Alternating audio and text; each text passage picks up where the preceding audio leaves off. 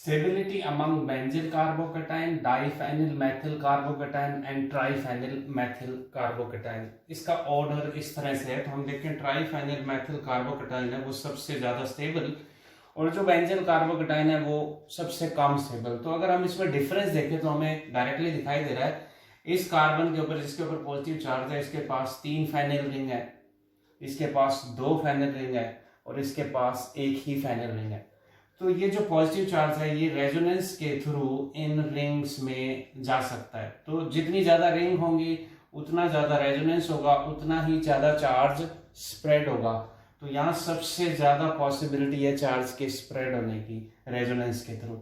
यहाँ पे इससे कम, और इसमें एक ही रिंग है, तो चार्ज के जो है रेजोनेंस के थ्रू स्प्रेड होने की पॉसिबिलिटी है वो सबसे कम है।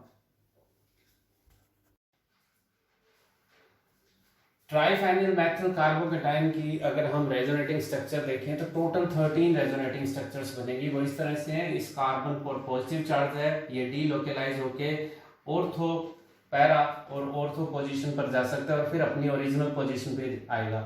ये ओरिजिनल पोजीशन में यहाँ पे जो पाई बॉन्ड की पोजीशन है और यहाँ पर पाई बॉन्ड की पोजीशन है डिफरेंट है। So these are also considered as resonating structure, different resonating structure.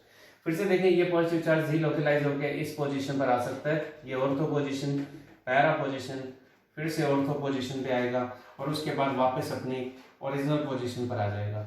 ये डीलोकेलाइज होके इस रिंग में जा सकता है, ortho position, para position, ortho position और फिर से अपनी original position. So that's how total 13 resonating structures are formed.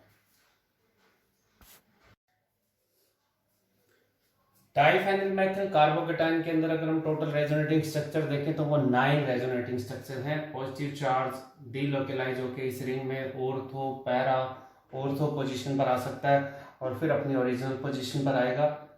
यहाँ पे पाई बॉन्ड की जो पोजीशन है और यहाँ पर पाई बॉन्ड की पोजीशन डिफरेंट है, जैसे कि हमने पहले डिस्कस किया।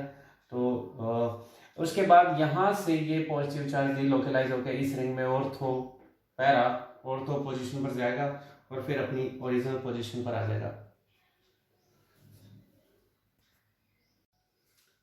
इसी तरीके से अगर हम बेंजील कार्बोकेटाइन में देखें तो टोटल 5 रेजोनेटिंग स्ट्रक्चर्स बन सकती हैं। ये पॉजिटिव चार्ज डीलोकेलाइज होके ऑर्थो, पैरा, ऑर्थो और फिर अपनी ओरिजिनल पोजीशन पर आ सकता है।